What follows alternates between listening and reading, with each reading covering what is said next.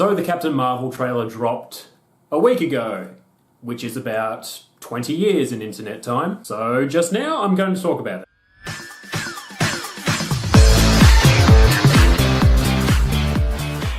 So it starts off with a bang, literally, as Captain Marvel is hurtled from the sky and crash lands into a blockbuster, which I must say is a very good way of setting up what year, or what decade this movie is going to take place in, which obviously shows that the movie is in the 1990s, which was when Blockbuster was mostly around.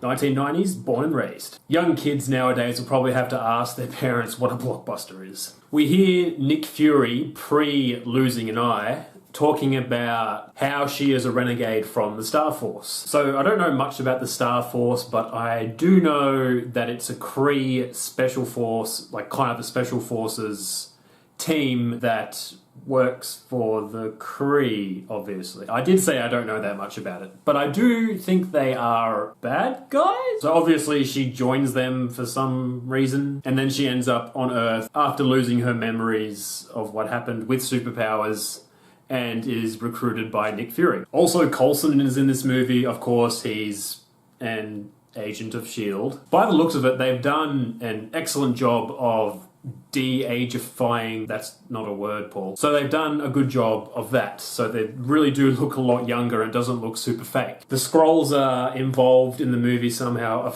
I'm guessing this movie is going to have something to do with the Skrull and Kree war that seems to always be going on. Because when are they ever not at war with each other? We see one being dissected or experimented on in the trailer very briefly. Also, the characters that are involved with the Star Force is Ronan the Accuser, which you may know as the big bad guy in Guardians of the Galaxy. Alien, big blue guy, doesn't like the Nova Corps. Can't miss him. And everyone's favourite character, Korath.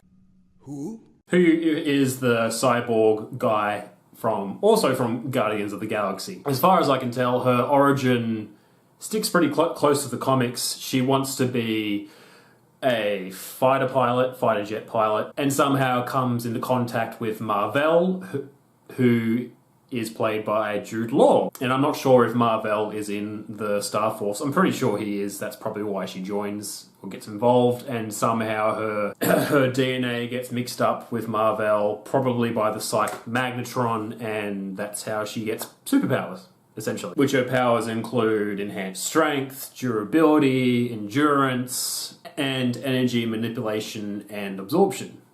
Also noteworthy in the trailer is that she punches the shit out of an old lady. Obviously she must just be a Skrull in disguise, or unless that old lady, it really is an old lady and she just deserved it. But hey, we've all just wanted to punch an old lady on the bus, right? Or is it just me? Moving on. Also another thing of note, as you can tell by the title of the movie, she must be naming herself Captain Marvel from the get-go.